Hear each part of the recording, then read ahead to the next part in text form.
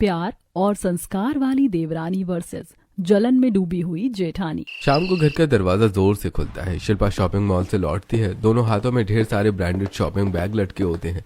चेहरे पर अजीब सी अकड़ और घमंड होता है। देखो, आज तो मॉल से ढेर सारी शॉपिंग हो गई।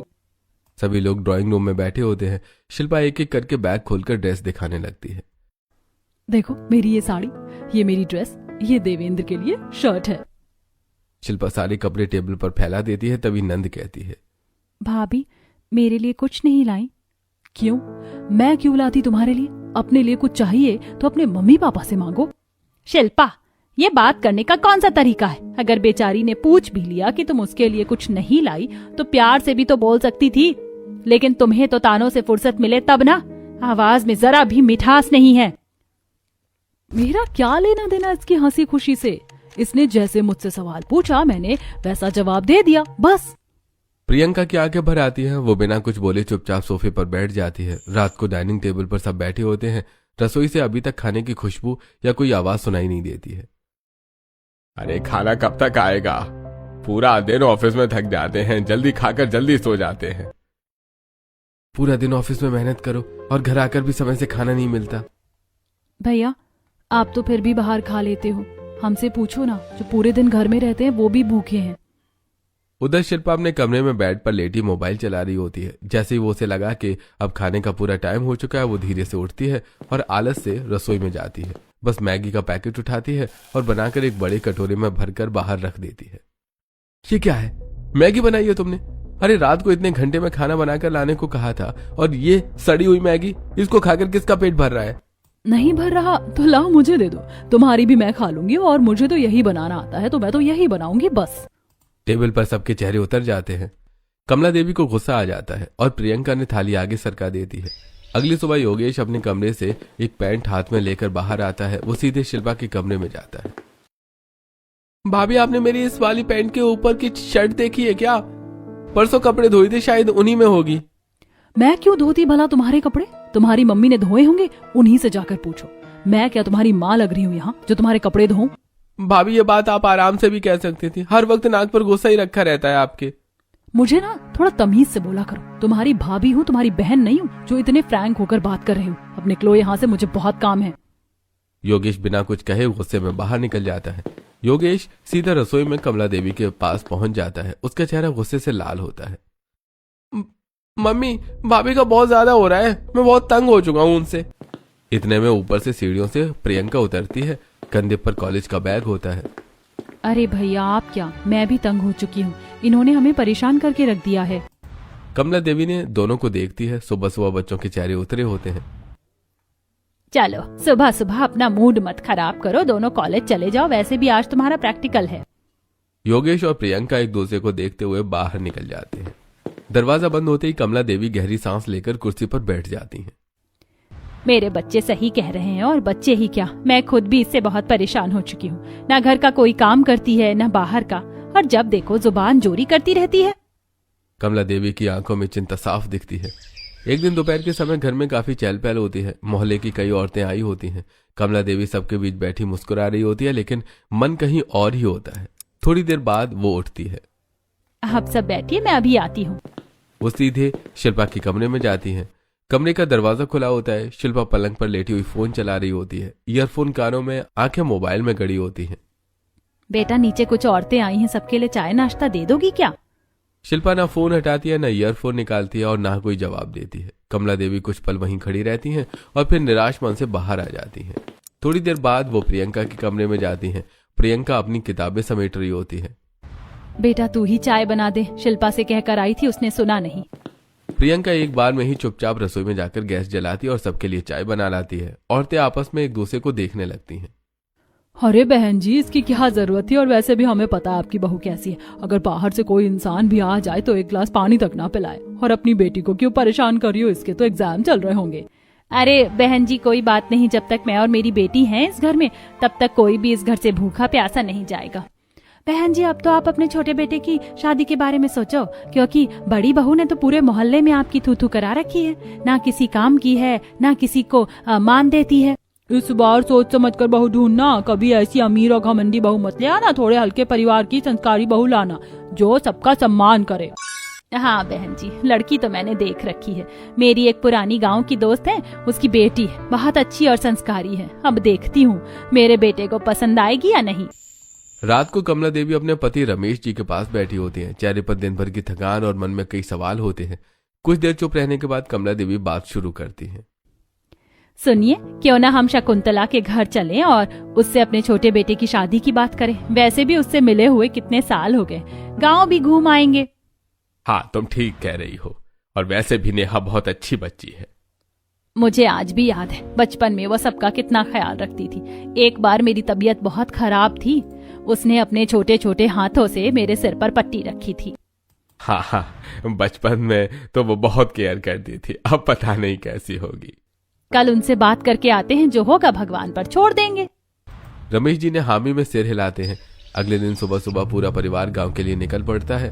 कुछ देर बाद वो शकुंतला देवी के घर पहुंच जाते हैं। एक छोटा सा सादा और गरीब घर। कमला देवी दरवाजे पर ही रुक जाती हैं और मुस्कुराती हैं। अरे शकुंतला, कैसी है तू? बड़े दिनों बाद मिलना हो रहा है तुझसे।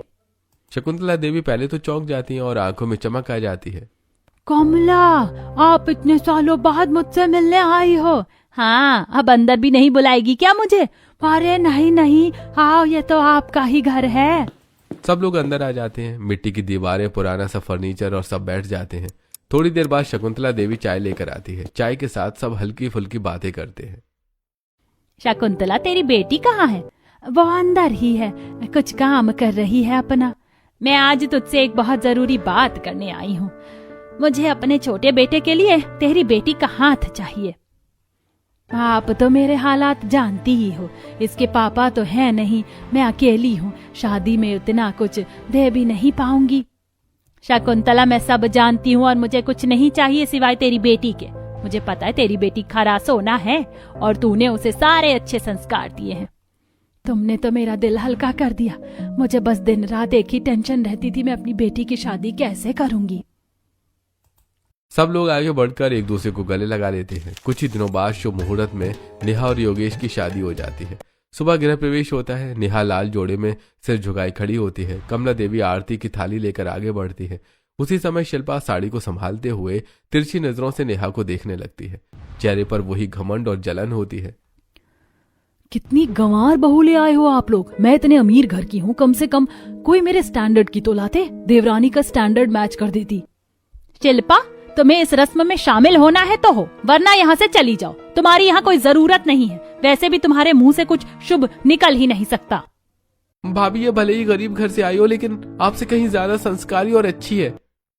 ये सुनते ही शिल्पा का चेहरा उतर जाता है। उसके मुंह से एक शब्द नहीं निकलता। वो चुपचाप मुड़कर वहां से चली जाती है। कमला देवी ने नेहा की ओर देखकर प्यार से मुस्कुराती है। आओ बहू, इस घर में कदम रखो। नेहा धीरे से कलश को ठोकर मारती है और सबके पैर छूती है और प्रियंका को गले लगाती है। अगली सुबह घर में फिर से रौनक होती है। नेहा की मुंह दिखाई की रस्म। नेहा ऊपर कमरे से नीचे उतरती है। अपनी मम्मी पापा की पुरानी साड़ी पहनी होती है। सिर पर लंबा सा घूंघट और पैरों में ऊंची ऊंची सैंडल, गले में 2 नकली हार, चेहरे पर अजीब सी मुस्कान। धीरे धीरे सारी औरतें और रिश्तेदार आ जाते हैं। तभी शिल्पा आती है, फिश कट साड़ी में, पूरी तरह सजी संवरी। वाकई बहुत सुंदर लग रही होती है। ये तो मेरे पासिंग भी नहीं है। अगर मुझे कोई 10 नंबर देगा ना, तो मेरे सामने इसे कोई 0 नंबर दे देगा। इसकी तो कोई हैसियत ही नहीं है मेरे सामने। देखो जरा, 2 फुट का घूंघट करके आई है। ऐसा लग रहा है जैसे किसी अमीर ससुराल में कोई देहाती बहू आ गई हो। कमला जी, आपकी बड़ी बहू को तो बोलने के सिवाय कुछ नहीं आता। देखिए छोटी बहू से किस तरह बात कर रही है, सबके सामने उसकी बेइज्जती कर रही है। इसे जरा भी शर्म लिहाज नहीं है कि लोग बैठे हैं या नहीं। अरे बहन जी, इसका तो आप पूछो मत। ये तो ऐसी है, कभी भी कुछ भी कह देती है। हाँ बहन जी, वो तो साफ पता चल रहा है कितनी मुंहफट है। और ये आपकी छोटी बहू को देखिए कितने सलीके से बैठी है। चाहती तो अभी जवाब दे सकती थी, लेकिन चुप है। यही तो असली संस्कार होते हैं। नेहा सब सुन रही होती है। उसकी आंखें झुकी होती हैं। अगली सुबह नेहा चुपचाप सबसे पहले उठ जाती है। नहा धोकर साफ साड़ी पहनती है और पूजा करती है। हे भगवान, आज मेरी पहली रसोई है। उम्मीद करती हूँ अच्छा खाना बनाऊं और सबको पसंद आए। पूजा के बाद वो सीधे रसोई में चली जाती है। वो पूरे मन से खाना बनाना शुरू करती है और बनाती है गर्मा गर्म छोले भटूरे, पाव भाजी और हल्के में पोहा। धीरे धीरे पूरा घर खुशबू से भर जाता है। नेहा ने डाइनिंग टेबल को सलीके से सजा देती है। सब लोग एक एक करके टेबल पर आकर बैठने लगते हैं। रमेश जी ने जैसे ही टेबल देखते हैं आंखें चमक उठती हैं। अरे वाह, आज तो सच में नाश्ता एकदम नाश्ते जैसा ही लग रहा है। आप सही कह रहे हैं, 2-3 साल में पहली बार इतना अच्छा नाश्ता टेबल पर दिख रहा है, वरना तो एक कटोरा रखा मिलता था, उसी से काम चलाना पड़ता था। अरे वाह, नेहा ने तो मेरे फेवरेट छोले भटूरे बना दिए। आज तो खाने में मजा ही आ जाएगा। भाभी, पाव भाजी की खुशबू से ही पेट भरने वाला है। शिल्पा भी कुर्सी पर बैठ जाती है और ताने दिए बिना रह नहीं पाती है। हाँ हाँ, मैं तो यहाँ किसी को कुछ देती ही नहीं थी ना। इस बार उसकी बातों पर कोई ध्यान नहीं देता है। सब लोग खाते हुए सिर्फ नेहा की तारीफ कर रहे होते हैं। खाना खत्म होते ही कमला देवी ने नेहा के पास बुलाती है। बहू, तूने दिल जीत लिया। वो नेहा के गले में सोने की चेन डाल देती है। रमेश जी मुस्कुराते हुए उसके हाथ में अंगूठी का डिब्बा रख देते हैं। ये तुम्हारी मेहनत का तोहफा है बेटा। नेहा हल्का सा मुस्कुराती है और झुककर दोनों के पैर छूती है। शिल्पा का चेहरा गुस्से से तमतमा उठता है। मुझे तो मेरी पहली रसोई में आप लोगों ने एक फूटी कौड़ी तक नहीं दी थी, और इसे देखो रिंग और चेन दी जा रही है। जो जैसा काम करेगा उसे वैसा ही सम्मान मिलेगा। और तुम्हें याद है अपनी पहली रसोई पर तुमने क्या बनाया था? जला हुआ पराठा। और तुम सोचती हो कि जले हुए पराठे पर हम तुम्हें चैन देते? जाओ जाकर अपना काम देखो। ये सुनते ही शिल्पा की जुबान बंद हो जाती है। वो कुर्सी से उठी और बिना कुछ कहे खाने के बीच से वहां से चली जाती है। अगले दिन सुबह से ही नेहा घर के कामों में लगी होती है। कभी झाड़ू, कभी पोछा, तो कभी रसोई। हर काम पूरे मन से करती है। कमला देवी उसे देख रही होती है। उनके चेहरे पर संतोष होता है। नेहा बेटा, आज थोड़ा शॉपिंग करके आ जा। तुझे भी 2-4 कपड़ों की जरूरत होगी। अब तुम घूमने भी तो जाओगे। ठीक है मम्मी जी, जैसा आप कहो। नेहा मॉल जाती है। अपने लिए भी सादे से कपड़े लेती है, लेकिन हर दुकान पर उसकी नजर किसी और चीज पर ही जाती है। कभी मम्मी जी के लिए साड़ी, पापा जी के लिए कुर्ता, योगेश के लिए शर्ट, प्रियंका के लिए ड्रेस और देवेंद्र के लिए कोट। थोड़ी देर में उसके हाथ में कई छोटे छोटे बैग्स होते हैं। शाम को नेहा घर लौटती है। सब लोग ड्राइंग रूम में बैठे होते हैं। नेहा ने एक एक करके बैग निकालने लगती है। मम्मी जी, ये आपके लिए लाई हूँ। मेरे लिए? हाँ। नंद जी, ये आपके लिए। पापा जी, आपके लिए। जेठ जी, ये आपके लिए है। सबके चेहरे खिल उठते हैं। बेटा, मुझे तो नहीं लगता कि तूने अपने लिए कुछ भी शॉपिंग की होगी। मैंने तो तुझे अपनी शॉपिंग करने भेजा था और तू सबके लिए कुछ ना कुछ लेकर आ गई। मम्मी जी, मैं अपने अकेले के लिए कपड़े खरीदूं तो मुझे बिल्कुल भी अच्छा नहीं लगता। प्रियंका हल्की मुस्कान के साथ शिल्पा की ओर देखते हुए कहती है। भाभी, वो तो बहुत दिल की अच्छी है, वरना दुनिया में कुछ लोग ऐसे भी होते हैं जो सिर्फ अपने लिए शॉपिंग करते हैं और खुद को महारानी मानते हैं।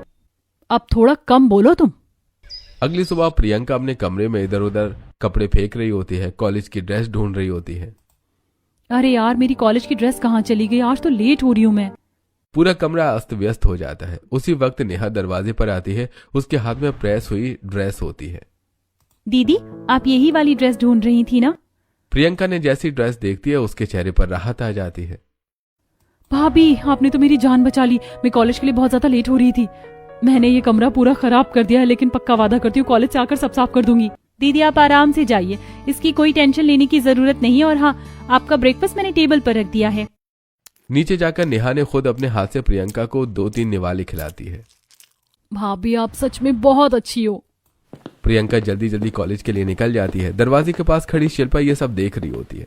उसके चेहरे पर चुपचाप जलन साफ दिखती है। प्रियंका को भेजने के बाद नेहा रसोई में जाती है और कुछ ही देर में चाय की खुशबू फैल जाती है। नेहा ट्रे लेकर कमला देवी के कमरे में पहुंच जाती है। वाह बेटा, मैं तो अभी चाय का सोच ही रही थी और तू चाय लेकर भी आ गई। आपकी चाय तो टाइम पर आनी चाहिए। कमला देवी प्यार से नेहा के सिर पर हाथ फेरती है। अगली सुबह रमेश जी गार्डन से टहलकर घर के अंदर आते हैं। कमला, मेरी दवाइयां सही जगह रखी हैं क्या? वो पूरे घर में अपनी दवाइयां ढूंढने लगते हैं। आखिरकार डिब्बा तो मिल जाता है, लेकिन उससे दवाई खाली होती है। अरे, ये तो खत्म हो गई है। उसी समय बाहर से नेहा अंदर आती है। उसके हाथ में दवाइयों की पन्नी होती है। पापा जी, मैं आपकी दवाइयाँ लेकर आई हूँ। मैंने देख लिया था कि ये खत्म हो रही है। राशन का सामान लेने गई थी तो सोचा आपकी दवाई भी ले चलूं। अरे बेटा, जिस दिन से तू इस घर में आई है, ये घर नहीं स्वर्ग बन गया है। नेहा उनको दवाई दे देती है। अगली सुबह रसोई में नेहा योगेश का टिफिन बड़े प्यार से पैक कर रही होती है। उसी वक्त देवेंद्र दरवाजे के पास से चुपचाप निकलने ही वाला होता है कि नेहा की नजर उस पर पड़ जाती है। अरे जेठ जी, आप कहाँ जा रहे हो? मैंने आपका टिफिन भी पैक कर रखा है, इसको तो लेकर जाइए। देवेंद्र रुक जाता है और पलटकर नेहा की ओर देखता है। उसकी आंखों में चमक आ जाती है। अरे तुमने मेरा टिफिन भी पैक कर रखा है? हाँ जेठ जी, मैंने आपके लिए भी टिफिन लगाया है। मैं आपको अकेला क्यों छोड़ती। अरे Neha, thank you so much. मैं यही सोच रहा था, इतने दिन से बाहर का खाना खाकर मेरा पेट बहुत ज्यादा खराब चल रहा है। आपको टेंशन लेने की कोई जरूरत नहीं है, मैं आपको रोज टिफिन दिया करूंगी। और हाँ, याद से लेकर जाया कीजिएगा। चलो मैं चलता हूँ। अगली दोपहर प्रियंका कॉलेज से लौटती है और उसका हाथ लटका होता है और वो जोर जोर से रो रही होती है। नेहा दौड़कर उसके पास जाती है और उसे सोफे पर बिठा देती है। दीदी, आपको क्या हुआ। भाभी, आज कॉलेज में मुझे चोट लग गई, मेरे हाथ में बहुत ज्यादा दर्द हो रहा है। नेहा एक पल भी नहीं रुकती और वो तुरंत प्रियंका को लेकर डॉक्टर के पास जाती है। डॉक्टर जांच करते हैं और उसके हाथ पर प्लास्टर चढ़ा देते हैं। अगले 2-3 दिन नेहा प्रियंका की पूरी तरह देखभाल करती है। सुबह शाम खाना बेड पर ही देना, चाय देना, दवा टाइम पर देना और सब कुछ बिना थके करती है। पूरा घर ये सब देख रहा होता है। देखो नेहा, घर का कितना काम करती है और प्रियंका का भी कितना अच्छे से ख्याल रखती है। हाँ, नेहा को बहू बनाकर तो हम सच में धन्य हो गए। नेहा चुपचाप घर का काम करती रहती है। देख रही हो शिल्पा, नेहा कितनी अच्छी है, सबका कितना ख्याल अच्छे से रखती है। तुम भी नेहा से कुछ सीखो। मुझे किसी से कुछ सीखने की जरूरत नहीं है और तुम मुझसे इतना ही बोला करो जितना तुम्हें पता हो। आए बड़े नेहा के चमचे। नेहा के आने के बाद घर में प्यार, सुकून और तारीफें बढ़ाने लगती हैं। उसी के साथ शिल्पा की जलन भी कई गुना बढ़ने लगती है। अब वो खुलकर नहीं, चुपचाप नेहा का हर काम खराब करने लगती है। एक दिन नेहा खाना बना रही होती है। नेहा के जाने के बाद शिल्पा चुपचाप रसोई में आती है और दाल में नमक ज्यादा डाल देती है और सब्जी में थोड़ी तेज मिर्च झोंक देती है। नेहा सबको खाना परोसती है। पहला निवाला लेते ही कमला देवी का मुंह बिगड़ जाता है। नेहा, आज खाने में ये क्या कर दिया। दाल तो बहुत ज्यादा नमकीन है और सब्जी इतनी तीखी। मम्मी जी, मैंने तो सब सही डाला था। शिल्पा कोने में खड़ी मनी मन मुस्कुरा रही होती है। दूसरे दिन प्रियंका की ड्रेस नेहा ने बड़े ध्यान से प्रेस करके बेड पर रख देती है। नेहा जैसे ही बाहर जाती है, शिल्पा आती है और जानबूझकर इस्त्री ड्रेस पर गरम प्रेस करके रख देती है और ड्रेस जल जाती है। प्रियंका ने देखते ही चिल्लाते हुए आवाज लगाती है, भाभी, ये आपने क्या किया, मेरी पूरी ड्रेस जला दी। हद है आपसे, पता नहीं कैसे काम करने लगी हो आप। सबको लगता है गलती नेहा की है और नेहा खुद हैरान रहती है। उसकी आंखों में आंसू आ जाते हैं। एक दिन ऑफिस में देवेंद्र ने जैसे ही टिफिन खोलता है, उसमें सिर्फ सूखी रोटियां होती हैं, सब्जी गायब होती है। ऑफिस में सब हंस पड़ते हैं। शाम को घर आते ही देवेंद्र का गुस्सा फूट पड़ता है। नेहा, तुम्हें पता है आज ऑफिस में मेरी कितनी एम्बैरेसमेंट हुई है। मेरे टिफिन में सिर्फ रोटी रखती, सब्जी क्यों नहीं रखी। जेठ जी, मैंने तो पूरा टिफिन पैक किया था, सब्जी भी रखी थी, फिर ये रोटी कैसे रह गई। शिल्पा पीछे खड़ी चुपचाप तमाशा देख रही होती है। अगले दिन प्रियंका नेहा से कहती है, भाभी, मेरा असाइनमेंट बना दीजिए, कल जमा करना है।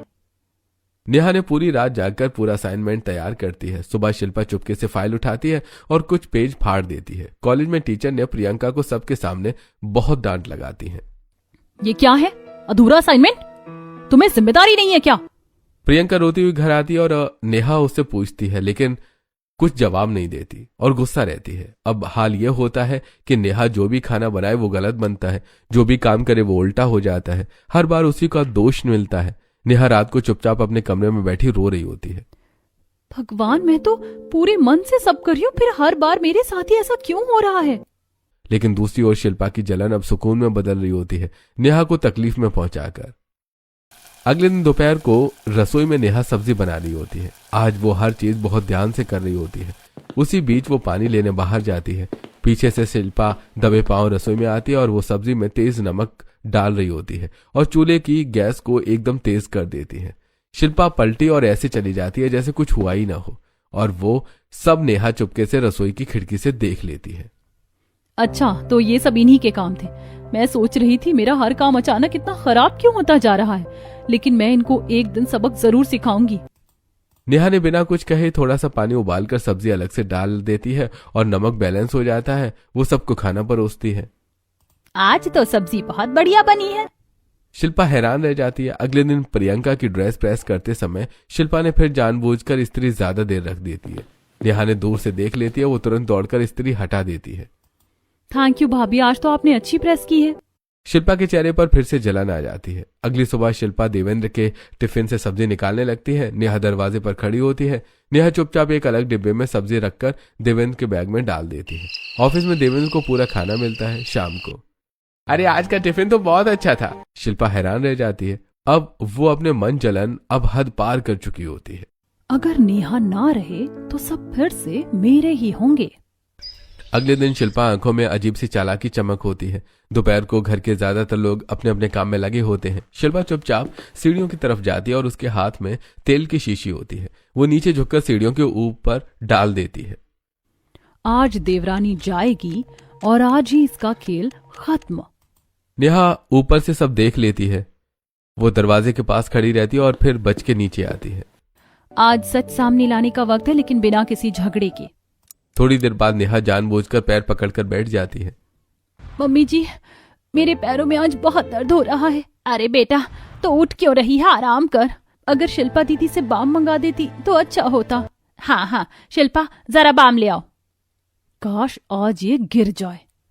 जाते वक्त उसे याद होता है कि सीढ़ियों पर तेल गिरा है, लेकिन लौटते वक्त उसकी आंखों पर जलन की पट्टी बन चुकी होती है। वो तेज तेज कदमों से सीढ़ियों से आती है और अगले ही पल धड़ाम से गिर जाती है। पूरा घर उसकी चीख से गूंज उठता है।